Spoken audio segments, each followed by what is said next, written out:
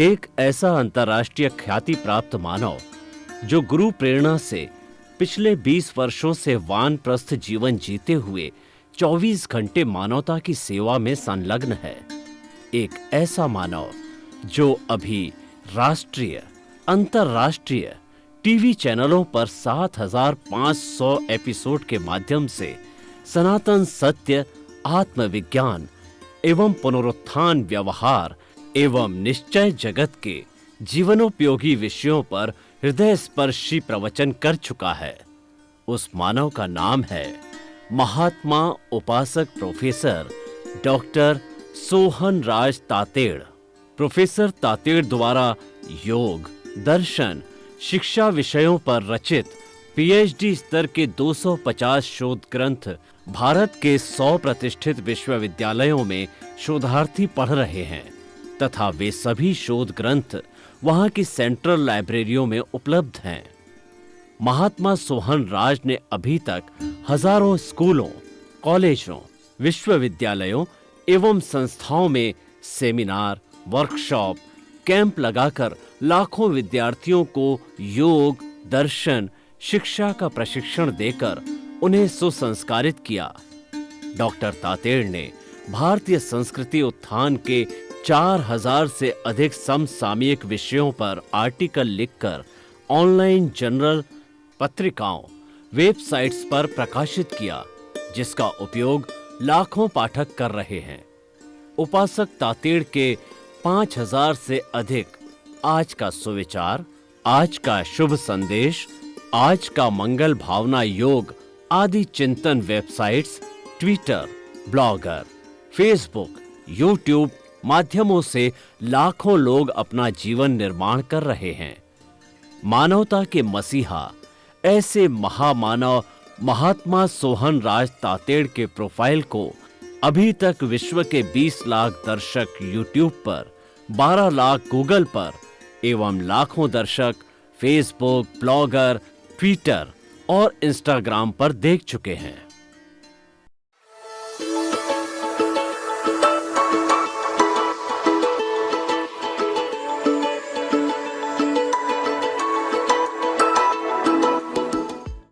आइए, सुनिए, देखिए, समझिए सनातन सत्य। जैसी दृष्टि वैसी सृष्टि, दृष्टि विज्ञान, कुदरत, कुदरती रचना एवं कुदरत के कानून से शाश्वत सुख की प्राप्ति। जोधपुर के परम पूज्य महात्मा उपासक प्रोफेसर डॉक्टर सोहन राज तातेड़ के निर्देशन में सनातन सत्य, जैसी दृष्टि वैसी सृष्टि, दृष्टि विज्ञान।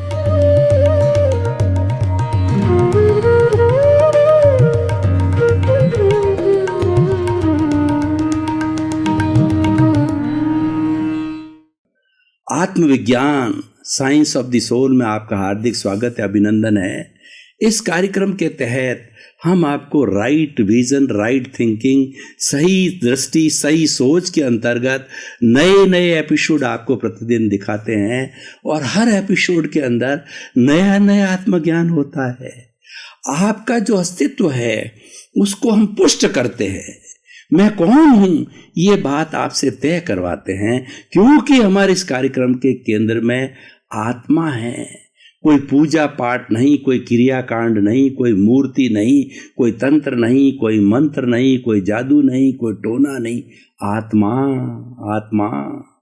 उस आत्मा को हम किस तरीके से जीवात्मा से ज्ञान लेकर अंतरात्मा और अनुभव करके परमात्मा बना सकते हैं, ये पूरा सिस्टम जो है अलग अलग एपिसोड के माध्यम से हम आपको समझाते हैं। तो इसी क्रम में आज हमारा एक बहुत सुंदर एपिसोड है 5 महाव्रत। भाई और बहनों, हमें इस आत्म तत्व को जानने के लिए एक आचार संहिता को फॉलो करना पड़ेगा, आचार मीमांसा को फॉलो करना पड़ेगा। एक हमारा जो है जीवन जीने की पद्धति और हम कैसा जीवन जीवें उसको डिसाइड करना पड़ेगा। उसको डिसाइड करने के लिए भगवान महावीर ने 2 तरह के धर्म दिए। एक तो धर्म दिया आगार धर्म और एक अणगार धर्म।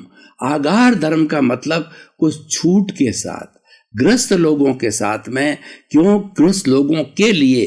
क्योंकि उनके घर होता है, शरीर होता है, परिवार होता है, देश होता है, समाज होता है, परोपकार करना पड़ता है, सहयोग करना पड़ता है। और दूसरा अणगार धर्म, और उसको महाव्रत बोला। आगार धर्म को अणुव्रत बोला। तो आज हम महाव्रत की व्याख्या कर रहे हैं कि महाव्रत का मतलब ऐसा धर्म जो कि अणगार हैं, जिन्होंने कि कंचन कामिनी को त्याग दिया और दुनिया से जिन्होंने संन्यास ले लिया है। सभी माता पिता भाई बहन सबके रिश्तों को जो है उन्होंने जो है वो एक तरीके से संसारिक रिश्तों से उन्होंने छुट्टी पा ली है और वो 5 महाव्रत धारी बन गए। 5 महाव्रत धारी जो होता है पूर्ण अहिंसक होता है, क्योंकि न तो वो हिंसा करता है, न करवाता है, न हिंसा का अनुमोदन करता है, न मन से करता है, न वचन से करता है, न काया से करता है। 3 करण 3 योग इंटू 9 कोटिक त्यागी होते हैं और इसके बाहर कोई हिंसा होती नहीं और वो पूर्ण अहिंसा का पद होता है, इसलिए वो पूर्ण अहिंसक होते हैं। जैन साधुओं को पूर्ण अहिंसक की परिभाषा दी गई है, पद दिया गया है। तो उन 5 महाव्रतों की हम व्याख्या करेंगे कि किस तरीके से वो 5 महाव्रतों का पालन करते हैं। वो 5 महाव्रतों का पालन क्यों करते हैं? कि उनके केंद्र में आत्मा है। हमारा आत्मविज्ञान उन पर लागू होता है कि मैं शुद्ध आत्मा हूँ, मैं ज्ञाता हूँ, मैं दृष्टा हूँ, मैं संवर करने वाला हूँ। संवर के साथ निर्जरा जुड़ी हुई है। प्रज्ञा जो है सब चीज का संचालन कर रही है और मैं अकर्ता हूँ। मेरा काम तो भेद विज्ञान करने वाले होते हैं। 5 महाव्रती भेद विज्ञान कर लेते हैं कि शरीर अलग, आत्मा अलग।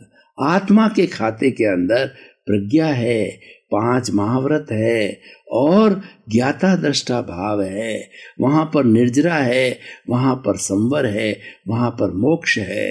वो रास्ता है 5 महाव्रत का।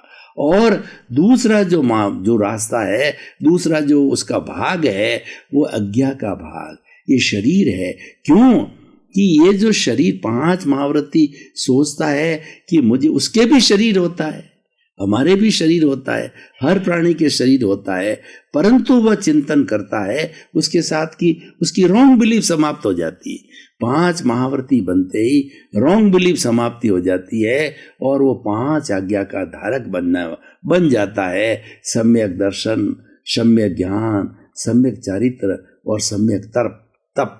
रियल और रिलेटिव जो आज्ञा है वह जो है सम्यक दर्शन को पैदा करने वाली होती है, सम्यक दर्शनी बनाने वाली होती है और ज्ञान लेते ही सम्यक दर्शन हो जाता है और 5 महाव्रती बनते ही जो है वह सम्यक दर्शनी बन जाता है। तो उसके बाद के अंदर जो दूसरी जो आज्ञा होती है सम्यक ज्ञान को देने वाली होती है। जगत नियंता व्यवस्थित शक्ति, ये सब को जो चलाने वाली शक्ति है वो व्यवस्थित शक्ति है। वो व्यवस्थित शक्ति मुख्य उसमें 6 द्रव्य होते हैं। द्रव्य क्षेत्र काल भाव होते हैं और काल स्वभाव कर्म पुरुषार्थ नियति होते हैं। कर्म का सिद्धांत होता है, ये होता है सम्यक ज्ञान। और तीसरा होता है सम्यक चारित्र। सम्यक चारित्र का मतलब हो रहा है कि हमको जो मन वचन काया रूपी जो शरीर मिला है, पूर्व जन्मों के कर्मों के भुगतान के लिए मिला है। जो कुछ भी आ रहा है, जो कुछ भी प्रारब्ध आ रहा है, जो कुछ भी हमारा उदय भाव है, उसको संभाव पूर्वक सहन करो, क्योंकि वो किसका किया हुआ है। किसी को दोषी मत मानो। 84 लाख जीवा योनि का प्राणी कोई दोषी नहीं है। ये सारी सृष्टि वीतराग है, ये ब्रह्मांड वीतराग है। 84 लाख जीवा योनियां आपके लिए वीतराग है, आपकी आत्मा वीतराग है। तो दोष कहाँ है? ये बताइए कि दोष कहाँ है? जो 5 महाव्रती उस दोष को ढूंढता है, वो दोष कहाँ पर है? वह दोष कारण शरीर है, जिसके कारण ये शरीर मिला है। वह दोष राग द्वेष के अंदर है, वह दोष क्रोध मान माया लोभ में है, वह दोष कषाय के अंदर है, वो दोष कार्मण शरीर में है, लिंग शरीर में है, कौशल बॉडी में है। 5 महाव्रती उसकी धुलाई करना चाहिए, डायग्नोसिस करता है। ये डॉक्टर की रियल डायग्नोसिस है सारी टेस्टिंग के बाद में। और जो है मरीज की जो है सारी जो उसके साथ में वार्तालाप, उसकी बैक हिस्ट्री जानने के बाद में उसको डायग्नोसिस होती है। तो महाव्रती ये डायग्नोसिस करता है कि मेरा सिर्फ एक ही काम है, जो राग देश युक्त कर्म शरीर है वही बाहर के राग देश को खींचता है। इस राग देश के अलावा इस पूरी सृष्टि के अंदर सभी वीतराग हैं, मुझे उसकी धुलाई करनी, उसको धुनना है। और 5 महाव्रती बन जाता है और उसको देख ज्ञाता दृष्टा भाव से जो है वो उसको देखता रहता है और उसकी धुलाई चालू हो जाती है, धुनाई चालू हो जाती है। क्योंकि ज्ञातावाद ज्ञाता दृष्टा भाव है, कर्म शरीर में टर्बुलेंस पैदा करता है और उसके परमाणु हैं। क्योंकि संवर की स्थिति होती, महाव्रती की स्थिति होती है, संवर की स्थिति होती है। और ज्ञाता दृष्टा भाव की स्थिति संवर की स्थिति है, प्रज्ञा की स्थिति संवर की स्थिति है, ज्ञान की स्थिति संवर की स्थिति है, 5 आज्ञा की स्थिति है, आज्ञा की स्थिति है, वो संवर की स्थिति है। उस संवर से कार्मण शरीर की धुलाई होती रहती है, धुनाई होती रहती है। और उसमें से ज्ञानावर्णीय, दर्शनावर्णीय, वेदनीय, मोहनीय, ऐश्य, नाम, गोत्र, अंतराय, इसकी 148 उत्तर प्रकृतियां है, सब ढीली पड़ जाती है, शिथिल पड़ जाती है। और शिथिल पड़ करके और वो धीरे धीरे जो है निर्जरा चालू हो जाती है। जहाँ संवर है वहाँ निर्जरा अवश्य है, 5 आज्ञा में संवर है और ज्ञाता दृष्टा भाव में संवर है, तो उससे निर्जरा होती रहती है और निर्जरण हो जाती है।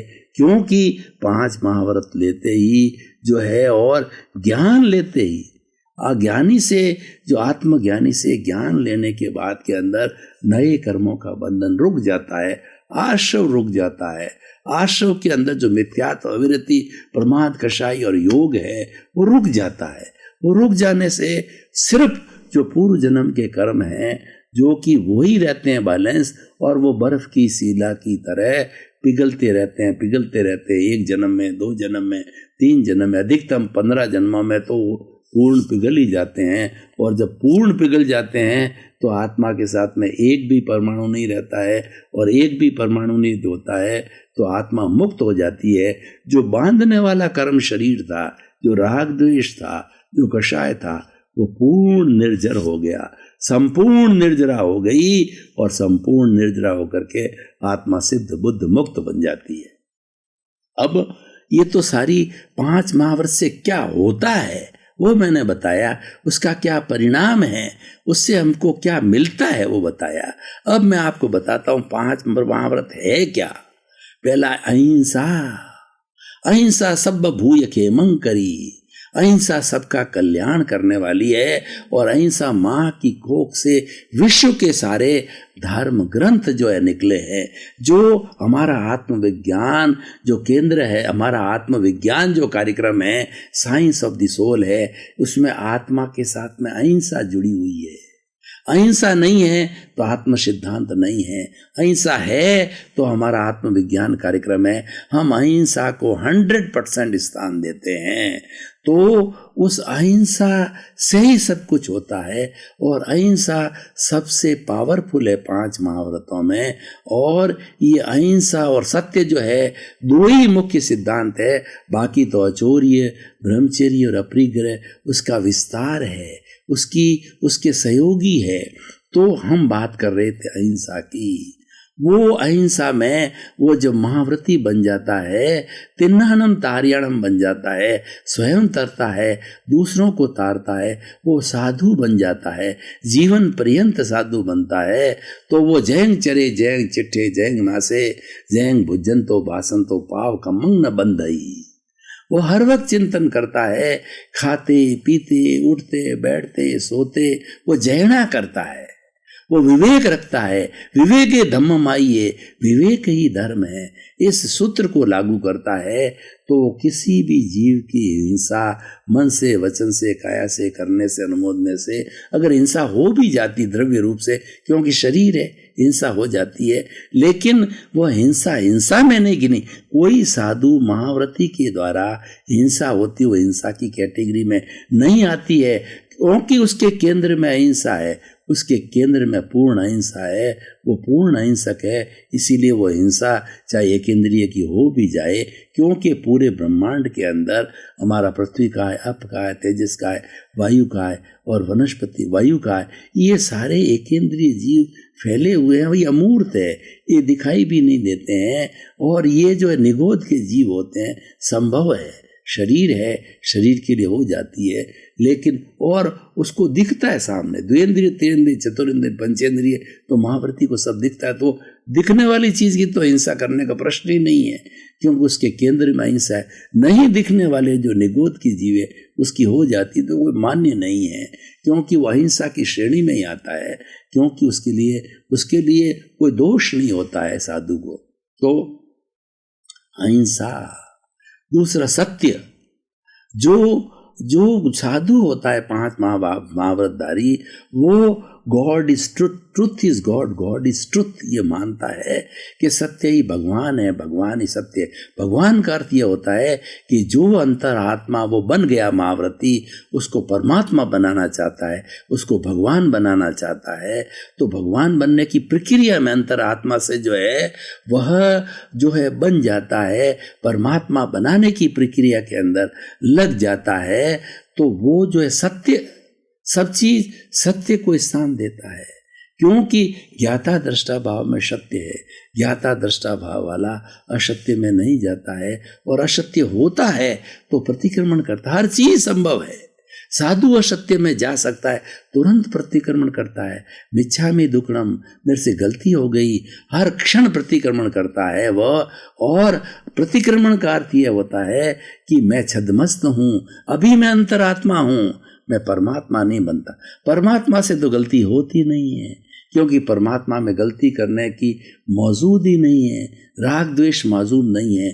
जो हमारी अंतरात्मा है, जो 5 महाव्रती है, उसके अंदर जो निर्झर होने वाला डिस्चार्ज अहंकार है, डिस्चार्ज राग द्वेष है, वो तो भी मौजूद है, क्योंकि 5 महाव्रत तो आज लिए हैं। पूर्व जन्मों के अंदर उसने कितने जो है 84 लाख जीवा योनि प्राणी से दोष किए हैं। वही सारे दोष कार्बन शरीर के रूप में एकत्रित हुए हैं, उनका फोर्स है, वो तो कराएंगे ही। वो तो अपना जो पूर्व जन्म का जो उदय काल है उसका फोर्स आता है, फोर्स के वशीभूत वो कर लेता है, क्योंकि ये प्रक्रिया हो रही है। वो जानबूझ के नहीं कर रहा, वो रोक नहीं सकता, वो उदय काल है। तो जो हो रहा है 5 महाव्रती, वह करने वाला है, वह भोगने वाला शरीर है, लेकिन वो तो मानता है मैं तो ज्ञाता दृष्टा हूँ, मैं अलग हूँ। तो सत्य को भगवान मानता है। वो न तो झूठी वाणी बोलता है और न किसी का बुरा हो सोचता है, और ऐसी असत्य वाणी नहीं निकालता है जिससे किसी का बुरा, उसको कोई लेना देना ही नहीं है, उसका लक्ष्य बदल जाता है। और ये सत्य असत्य की बातें तो जीवात्मा के लिए होती है, क्योंकि जीवात्मा में राग द्वेष होता है, वहाँ मैं है और मेरा है, कर्ता भाव है। और ये जो अंतरात्मा है, जो 5 महाव्रती है, वह अकर्ता हो जाता है। तो क्यों झूठ बोलेगा, किसके लिए झूठ बोलेगा? वो तो कहता है शरीर भी मेरा नहीं है, ये शरीर धीरे धीरे विलीन हो रहा है, और जब पूर्ण विलीन हो जाएगा तो जला दिया जाएगा।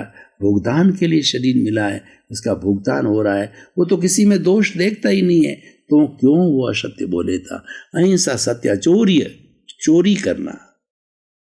साधु किस लिए चोरी करेगा, क्यों करेगा? वो तो भिक्षा लेकर के अपना भोजन का निर्वाह करता है, क्योंकि वो आत्मज्ञान देता है लोगों को, तो लोगों से अपेक्षा रखता है, वो अपने पात्र रखता है, और वो भिक्षा ग्रहण करता है लोगों के पास में जा कर के, और लोग बड़े आराम से देते हैं, क्योंकि लोगों को भी बड़ा फायदा होता है। अन्न पुण्य, पान पुण्य, लयन पुण्य, शयन पुण्य, मन पुण्य, वचन पुण्य, काय पुण्य, नमस्कार पुण्य, 9 तरह का हम साधु को जो कोई भी ये चीजें अर्पित करते हैं हैं, ये चीज़ें देखते हैं, इनको बहराते हैं, तो उससे हमारा पुण्य का बंधन होता है और पुण्य हमारी साधना में सहायक है।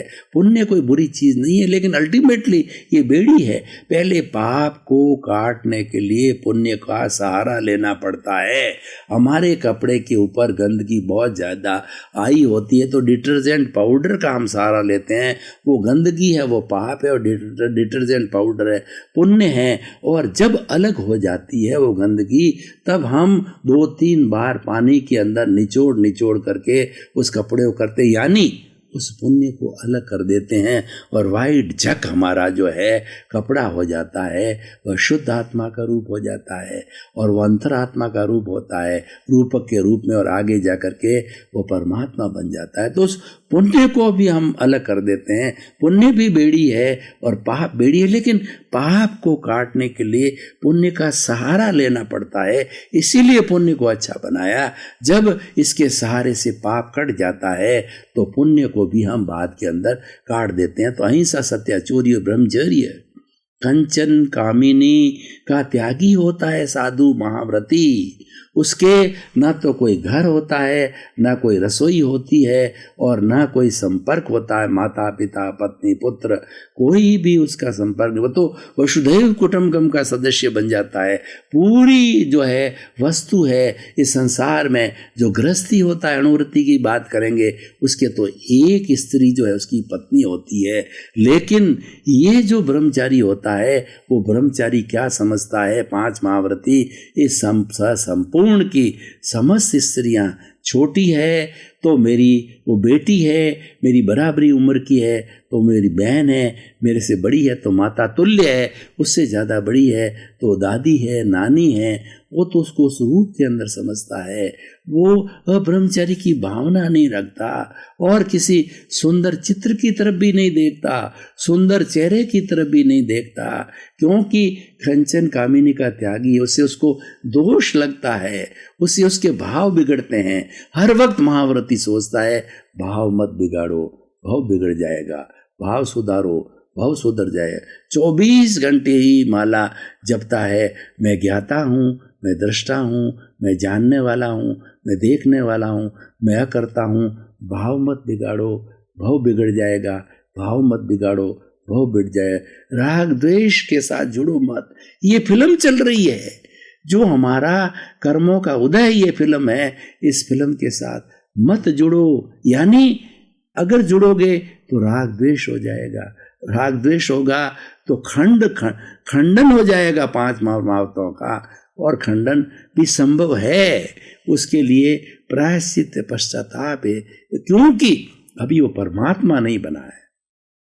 हर चीज संभव है।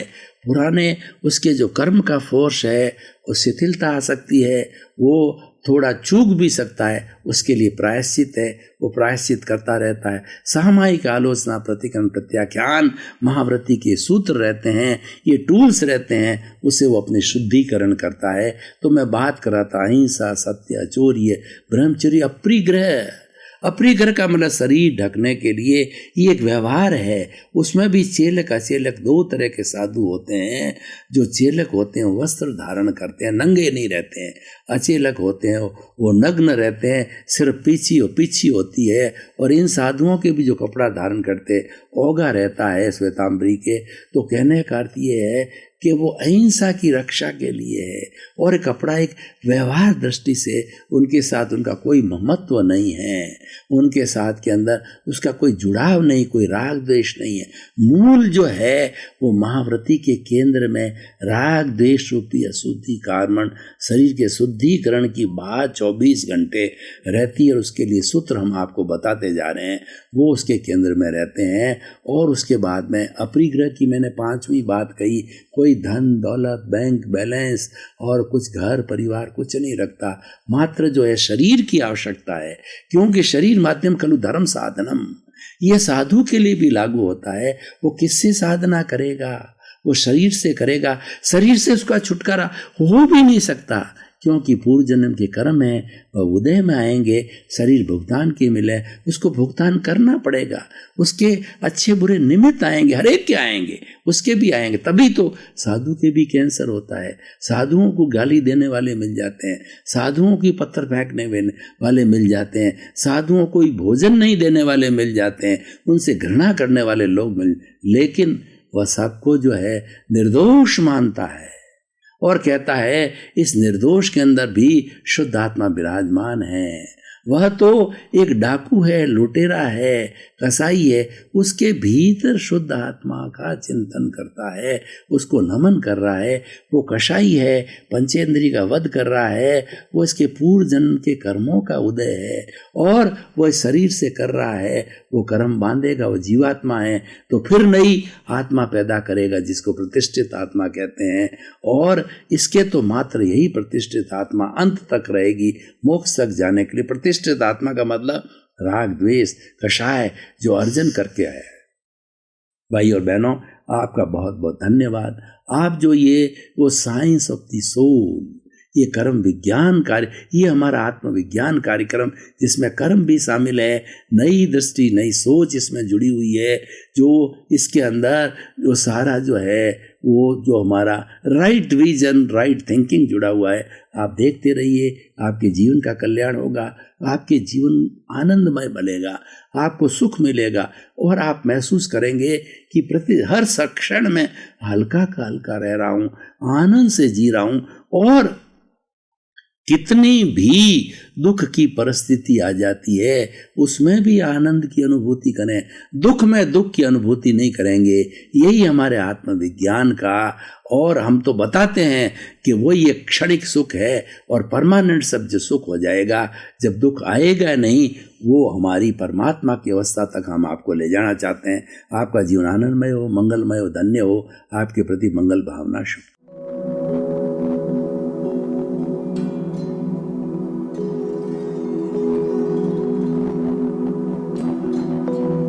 एक ऐसा अंतर्राष्ट्रीय ख्याति प्राप्त मानव जो गुरु प्रेरणा से पिछले 20 वर्षों से वानप्रस्थ जीवन जीते हुए 24 घंटे मानवता की सेवा में संलग्न है।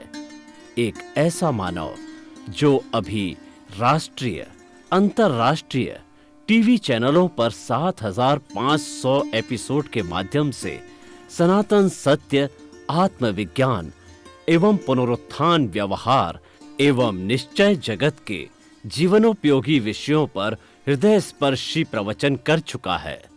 उस मानव का नाम है महात्मा उपासक प्रोफेसर डॉक्टर सोहन राज तातेड़।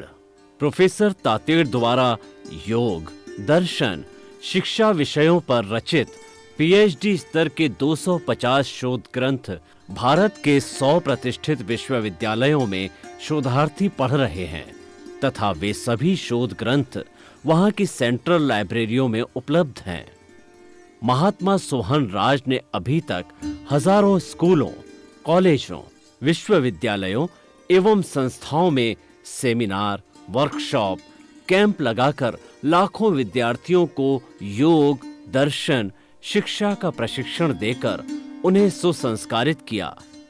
डॉक्टर तातेड़ ने भारतीय संस्कृति उत्थान के 4000 से अधिक समसामयिक विषयों पर आर्टिकल लिखकर ऑनलाइन जर्नल, पत्रिकाओं, वेबसाइट्स पर प्रकाशित किया, जिसका उपयोग लाखों पाठक कर रहे हैं। उपासक तातेड़ के 5000 से अधिक आज का सुविचार, आज का शुभ संदेश, आज का मंगल भावना योग आदि चिंतन websites, Twitter, blogger, Facebook, YouTube माध्यमों से लाखों लोग अपना जीवन निर्माण कर रहे हैं। मानवता के मसीहा ऐसे महामानव महात्मा सोहन राज तातेड़ के प्रोफाइल को अभी तक विश्व के 20 लाख दर्शक यूट्यूब पर, 12 लाख गूगल पर एवं लाखों दर्शक फेसबुक, ब्लॉगर, ट्विटर और इंस्टाग्राम पर देख चुके हैं।